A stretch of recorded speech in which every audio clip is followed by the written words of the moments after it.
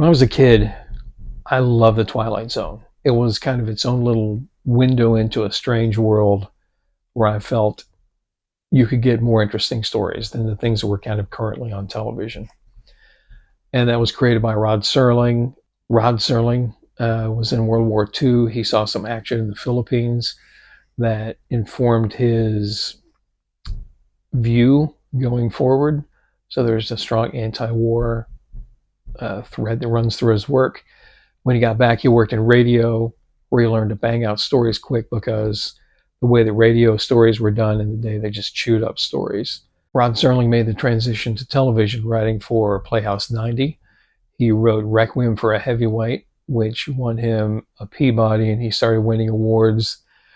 So that when his contract came up, he had enough leverage to give himself a new show. While he kept writing for Playhouse 90, he started working on something called The Twilight Zone. The Twilight Zone was launched into a sea of westerns, sitcoms, game shows, and of course, Perry Mason.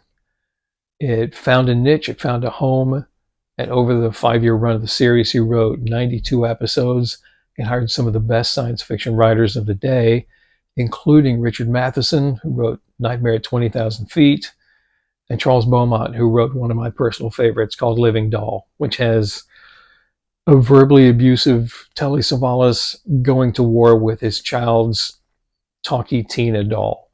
And it's got great lighting, it's got great dialogue, and like with most Twilight Zones, it's got an interesting kind of twist right there at the end. Let's get on to the advice. This letter came in during production of The Twilight Zone.